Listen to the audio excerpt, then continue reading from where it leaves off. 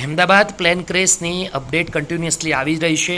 Ahmedabad plane ક્રેશના video પણ સામે આવી રહ્યા છે. અમદાવાદ પ્લેન ક્રેશના અંદર કોણ સવાર હતું તેની પણ ડિટેલ આવી રહી છે.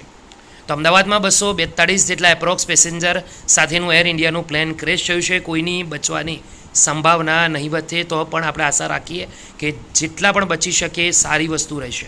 વિજય રૂપાણી પણ પ્લેનમાં સવાર હતા તે અંગેની પણ મહત્વપૂર્ણ અપડેટ આવી રહી છે. 50 જેટલા મૃતદેહ હાલ સુધી તો બહાર પણ કાઢી દેવાયા છે. એરપોર્ટ બંધ પણ કરી દેવાયું છે. અને દોસ્તો, બીજી મહત્વપૂર્ણ અપડેટ મળી રહી છે કે મોદી અને શાહ અમદાવાદ રવાના પણ થઈ રહ્યા છે. આ વિડીયો છે તેના સ્ક્રીનશોટ અવેલેબલ છે, તમે જોઈને ચેક કરી શકો છો. અમદાવાદ એરપોર્ટથી ઓપરેટ થતી તમામ ફ્લાઇટ હાલમાં રદ કરી દેવામાં આવી છે. 5:30 સુધી અમદાવાદ એરપોર્ટ બંધ પણ કરી દેવામાં આવ્યું છે. 50 લોકોના મૃતદેહ આપણે વાત કરી તેમ કાઢી દેવાયા પણ છે. તમે જોઈ શકો છો ધુમાડાના ગોટા દેખાઈ રહ્યા છે ક્રેશ થયા પછી. પ્લેનમાં વિજય રૂપાણી પણ સવાર હતા. પૂર્વ સીએમનો સીટ નંબર 2D હતો. લંડનથી નીતિન ભારદ્વાજે દિયો ભાસ્કરને કહ્યું કે સાહેબ આજે આવવાના પણ હતા. તે અંગેની અપડેટ પણ જોવા મળી રહી છે.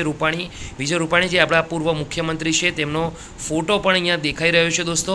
તો આશા રાખીએ કે જેટલા પણ બેસેલા હતા અંદર એ સારવાર સાથે શાંતિથી બહાર નીકળે.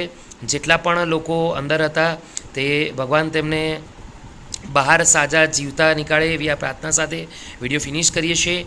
ફરી મળીશું દોસ્તો નવી અપડેટ સાથે. ત્યાં સુધી ગુડ બાય.